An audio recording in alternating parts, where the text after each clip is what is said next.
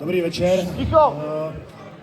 Chtěl bych za Slávy poděkovat, že jste nás tady pozvali do toho vašeho krásného prostředí. Je to opravdu hezké přijet do takového zázemí, co jste asi s tím měli hodně práce a připravování. Za to vám patří obrovský dík. Za to bych vám chtěl poděkovat. A nás tady pár ještě zbylo slávistů, je nás tam u toho stolu asi 6 nebo 7. A za chvilku pojedeme domů, protože už spěcháme k rodinám a tak dále. Ale chtěl bych vám poděkovat za to, co jste tady předvedli, jak jste to nachystali celé. A jestli mě dovolíte, tak vám zaspívám jednu písničku.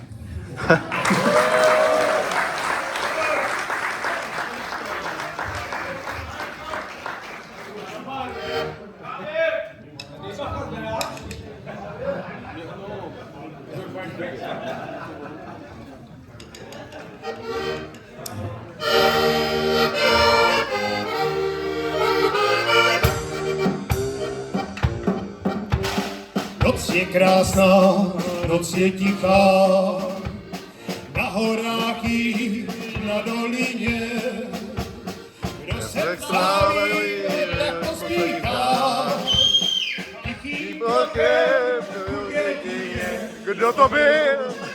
Cigán, černý cigán. Kdo se vzdálí, tak pospíchá, lehkým krokem ku jedině. Kdo to byl? Cigán, černý cigán. Milá leží v noci jasné, na miláčka vzpomíná si. Ach můj Bože, jak jsou krásné, černé oči, kdo to byl? Cigán, černý cigán.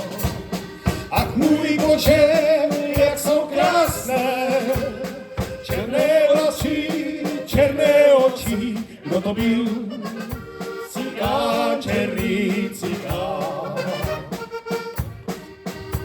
Mezi hrá můžete se napít.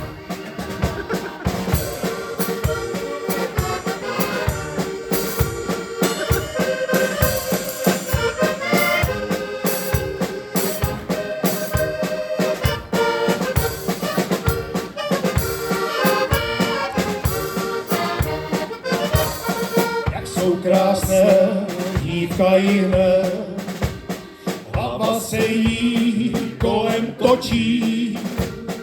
Kolem oken zdí se vyhne, do světnice někdo skočí. Kdo to byl? Cigán, černý cigán. Kolem oken zdí se vyhne, do světnice někdo skočí. Kdo to byl?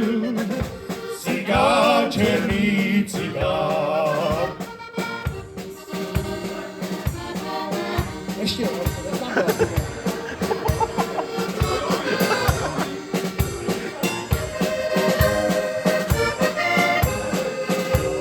Svírá cigán za horama, kdo to byl? Cigán, černý cigán. Ze 300 hoří sláma, jí se valí dědinama.